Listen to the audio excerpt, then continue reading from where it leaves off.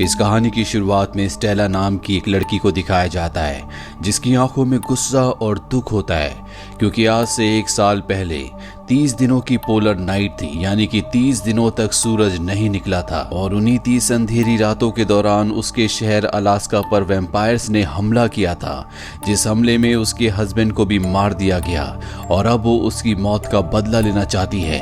वो दुनिया के सामने साबित करना चाहती है कि इस दुनिया में वैम्पायर्स होते हैं। हालांकि वो जानती है कि ऐसा करना उसकी जिंदगी के लिए खतरनाक होगा, लेकिन वो दुख और गुस्से से भरी हुई है। इसीलिए वो लॉस एंजलिस जाती है जहाँ पे वैम्पायर्स के ऊपर एक लेक्चर देती है, लेकिन कोई भी उसकी बातों पर यकीन नहीं करता। वो कहती है कि मैं जानती हूँ कि यहाँ इस मीटिंग में भी कुछ वैम्पायर्स हैं क्योंकि वो मेरी हर एक एक्टिविटी पर ध्यान रखते हैं। और तभी वो यहाँ पर बहुत तेज तेज अल्ट्रा वायलेट लाइट्स जला देती है, जिससे इस मीटिंग में बैठे हुए वैम्पायर्स एक्सपोज हो जाते हैं, उनकी स्किन जलने लगती है। सब लोग यहाँ से भागना शुरू करते हैं। उसे लगता है कि अब दुनिया के सामने साबित हो जाएगा कि इस दुनिया में वैम्पायर्स हैं, लेकिन जब वो बाहर जाती है तभी उसे पुलिस पकड़ लेती है, जिसके बाद एक एजेंट उसे धमकी देता है कि तुम्हें वैम्पायर्स के बारे में दुनिया को बताने की कोई जरूरत नहीं है, तुम वापस अलास्का चली जाओ। इस एजेंट की तबीयत भी खराब होती है। दरअसल ये उन इंसानों में से है जो वैम्पायर्स का फॉलोअर है। स्टेला को छोड़ दिया जाता और जब वो अपने होटल के कमरे में आती है तो वहां पर 3 लोग बैठे होते हैं जिनका नाम पॉल, एम्बर और टॉड होता है। ये स्टेला को बताते हैं कि हमें यहाँ पर डेन ने भेजा है, वो चाहता है कि तुम भी हमारे साथ शामिल हो जाओ। जो तुम दुनिया को साबित करने की कोशिश कर रही हो हमने कई सालों तक किया, लेकिन दुनिया हमारी बात नहीं मानेगी, इसीलिए हमें वैम्पायर्स का शिकार करना होगा। स्टेला कहती है कि इंसानों का शिकार वैम्पायर्स करते हैं, ना कि इंसान वैम्पायर्स का। ये सब सुनने के बाद एम्बर को बहुत अजीब लगता है और वो बाहर आ जाती है। तभी वो देखती है कि सामने के रूप से एक वैम्पायर नीचे कूद रहा है। एम्बर वापस कमरे में आ जाती है और सबको बताती है कि यहाँ पर एक वैम्पायर पहुंच चुका है और अब वो वैम्पायर दरवाजा खोलकर इन पर हमला करने की कोशिश करता है, पर ये तीनों के तीनों मिलकर उसे मार देते हैं। और जब स्टेला ये देखती है तो वो भी इनके साथ शामिल होने का फैसला करती है और अब इस सब के सब डेन के पास जाते हैं। और जब स्टेला डेन को देखती है तो वो उसे गन पॉइंट पर ले लेती है क्योंकि वो भी एक वैम्पायर होता है। पॉल स्टेला को बताता है कि हालांकि डेन एक वैम्पायर है, लेकिन उसे अपने दिमाग पर कंट्रोल है। वैम्पायर्स ने उसके पूरे परिवार को मार दिया था, उसे भी जख्मी कर दिया था, लेकिन उसका जख्म बहुत गहरा नहीं था, इसीलिए वो पूरी तरह से वैम्पायर नहीं बन पाया और अब वो उनसे अपने परिवार का बदला लेना चाहता है। इसी शहर में एक फैक्ट्री है जहां पर वैम्पायर्स की रानी लिलिथ रहती है और उसी के इशारे पर सारे के सारे वैम्पायर्स चलते हैं। हमें किसी भी कीमत पर लिलिथ का खात्मा करना होगा, जिसके बाद वैम्पायर्स की पूरी शक्ति खत्म हो जाएगी। अब ये उस फैक्ट्री में, जो कि एक तरह से वैम्पायर्स का अड्डा है जहां पर वैम्पायर्स की रानी लिलिथ रहती है, वहां पर अटैक करने का प्लान बनाते हैं, पर स्टेला इनका साथ देने से मना कर देती है। पॉल स्टेला के पास आता और उसे बताता है कि वैम्पायर्स ने मेरी बेटी को मार दिया था, जिसके बाद मेरी पत्नी ने मुझे डाइवोर्स दे दिया और अब मैं उन वैम्पायर्स को खत्म करना चाहता हूं, मुझे तुम्हारी मदद की जरूरत है। स्टेला उसकी कहानी सुनने के बाद इनका साथ देने के लिए तैयार हो जाती है। वही हमें उस एजेंट को दिखाया जाता है जिसने स्टेला से कहा था कि तुम अलास्का वापस चली जाओ। वो वैम्पायर्स की रानी लिलिथ के पास जाता और उसे बताता है कि स्टेला अब तक वापस जा चुकी होगी, मैंने उसे वापस जाने के लिए कहा था।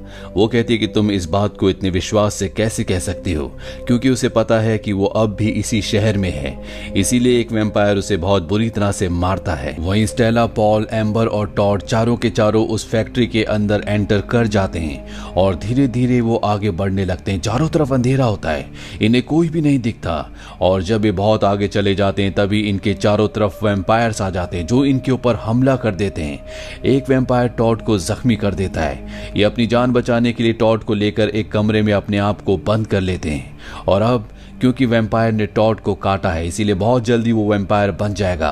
स्टेला पॉल से कहती है कि तुम्हें इसे मारना होगा, लेकिन वो पॉल का दोस्त है। पॉल कहता है कि मैं इसे नहीं मार सकता और तभी वो पूरी तरह से वैम्पायर बन जाता है और पॉल के ऊपर हमला कर देता है, पर इससे पहले कि टॉड पॉल को जख्मी करता, स्टेला खुद उसे मार देती है। अब ये तीनों के तीनों यहाँ पर फंस चुके होते हैं, इन्हें कुछ समझ नहीं आता कि इन्हें क्या करना चाहिए। स्टेला कहती है कि हमें रात के और भी गहरे होने का इंतजार करना चाहिए, जब सभी वैम्पायर शिकार पर चले जाएंगे तो हम यहाँ से निकलकर बाहर जा सकते हैं। और इसके बाद बहुत देर तक ये तीनों के तीनों अपने आप को इसी कमरे में बंद रखते हैं और जब रात बहुत ज्यादा गहरी हो जाती है तो ये दरवाजे के स्लाइडर को खोलते हैं। पॉल देखता है कि बाहर उनका साथी डेन है। ये दरवाजा खोलकर बाहर जाते हैं। डेन कहता है कि सभी शिकार पर जा चुके हैं, हमें यहाँ से निकलना चाहिए। और जब ये आगे बढ़ रहे होते हैं तभी एक वैम्पायर इनके ऊपर हमला करता है। ये उस पर गोलियां चलाकर उसे जख्मी कर देते हैं और पकड़कर अपने साथ डेन के घर ले आते हैं, जहां पर उसे ये अल्ट्रा वायलेट रेस से टॉर्चर करते हैं और लिलिथ का पता पूछते हैं। दरअसल लिलिथ वहां पर नहीं थी। इन वैम्पायर्स के बहुत सारे अलग अलग अड्डे हैं। ये वैम्पायर कहता है कि मुझे लिलिथ के बारे में नहीं पता कि वो कहां पर है, लेकिन मैं इतना जानता हूं कि जैसे आज से 1 साल पहले अलास्का पर वैम्पायर्स ने एक बहुत बड़ा हमला किया था, एक बार फिर से वो उसी तरह के हमले की प्लानिंग कर रहे हैं। इसके बाद ये इस वैम्पायर को रात के अंधेरे में छोड़ देते हैं और जब ये आगे बढ़ता है तो ये सब के सब उसका पीछा करते हैं और ये सब के सब वैम्पायर के एक दूसरे ठिकाने तक पहुंच जाते हैं और अगली सुबह ये उस बिल्डिंग के चारों तरफ बॉम्ब लगा देते हैं। इसके बाद ये अंदर जाते हैं जहां पर एक कपल को वैम्पायर्स ने बांधा होता है। इसमें एक लड़की होती है जिसका नाम जेनिफर है, जो अब भी जिंदा होती है और जब ये उसे आजाद करने की कोशिश करते हैं तभी वैम्पायर्स इनके ऊपर हमला कर देते हैं। एम्बर के हाथ में बॉम्ब का जो रिमोट कंट्रोल था वो उसके हाथ से छूट जाता है और इससे पहले कि वैम्पायर्स इन्हें मारते ये छत पर गोलियां चलाना शुरू कर देते हैं, जिससे सूरज की रोशनी अंदर आना शुरू हो जाती है और सबके सब वैम्पायर्स पीछे हट जाते हैं। और इस मौके का फायदा उठाकर स्टेला रिमोट को उठा लेती है और बॉम्ब ब्लास्ट कर देती है, जिससे दीवार टूट जाती है और अब सूरज की पूरी रोशनी अंदर आना शुरू हो जाती है, जिससे सभी वैम्पायर्स मारे जाते हैं और इसके बाद ये उस लड़की को यहाँ से बचाकर निकल जाते हैं। वहीं दूसरी तरफ हमें एजेंट को दिखाया जाता है जो लिलिथ के पास जाता है और उसे बताता है कि डेन उन सब का साथ दे रहा है, इसीलिए वो इतने शक्तिशाली है, इसीलिए उन्हें हमारे बारे में बहुत कुछ पता है। मैं अब बहुत ज्यादा बीमार हूँ, मैं भी वैम्पायर बनना चाहता हूँ। दरअसल एजेंट की तबीयत बहुत ज्यादा खराब होती है और वो बहुत जल्दी मरने वाला है, इसीलिए वो चाहता है कि वो भी वैम्पायर बन जाए। लिलिथ उसे भी वैम्पायर बना देती है। वहीं हमें डेन, पॉल, स्टेला और उनके साथियों को दिखाया जाता है जो उस लड़की से जिसे वो बचा कर लाए थे उससे सवाल पूछने की तुम्हें वैम्पायर्स ने कहां और कब पकड़ा था।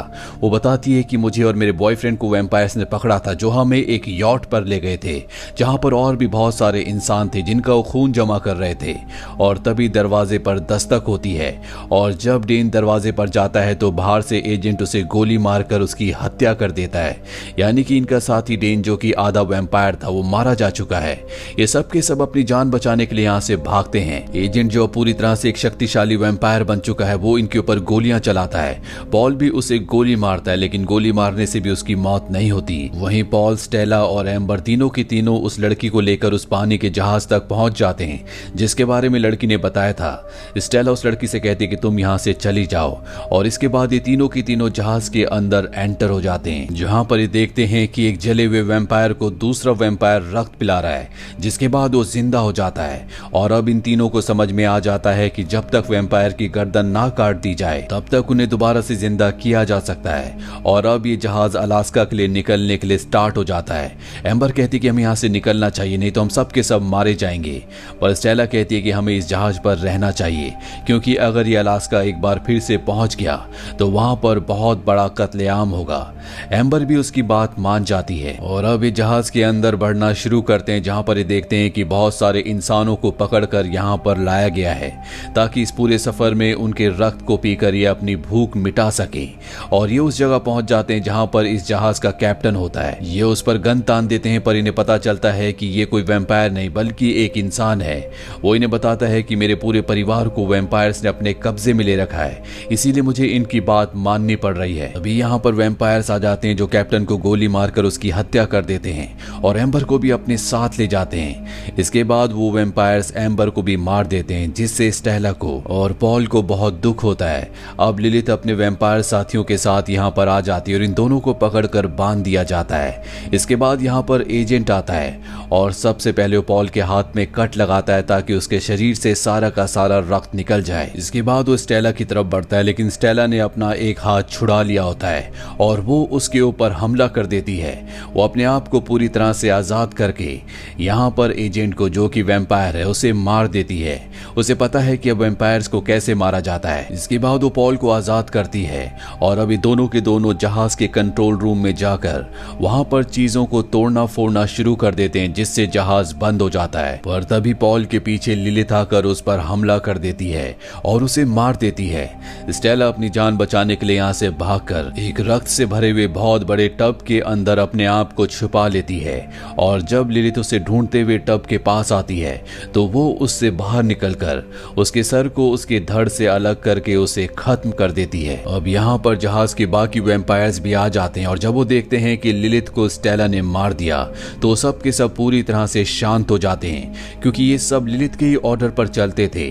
साथ ही अब ये पूरी तरह से स्टेला से डर भी चुके हैं, इसीलिए ये उसे जाने का रास्ता दे देते हैं। इसके बाद वो इस बात की सूचना पुलिस को दे देती है कि एक जहाज अलास्का पहुंचने वाला है जिसमें वैम्पायर्स है। हालांकि पुलिस वैम्पायर्स को पकड़ भी लेती है, लेकिन इस बात की कभी भी खबर न्यूज़पेपर या किसी भी न्यूज़ चैनल पर नहीं आती। दुनिया से इस बात को छुपा लिया जाता है।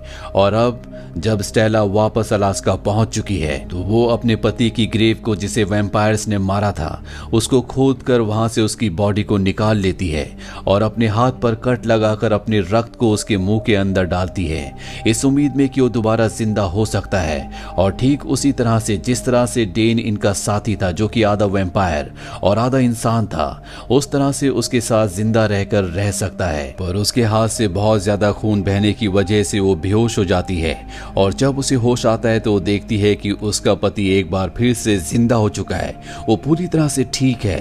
ये देखकर वो बहुत खुश हो जाती है और अपने पति के गले लग जाती है और तभी उसका पति अपने वैम्पायर वाले दांतों से उसके शोल्डर पर काट लेता है। इससे हमें पता चलता है कि उसका पति जिंदा तो हो गया, लेकिन वो ईडन जैसा वैम्पायर नहीं बना, बल्कि वो पूरी तरह से एक खतरनाक वैम्पायर है और अब उसने स्टेला को भी इन्फेक्टेड कर दिया है।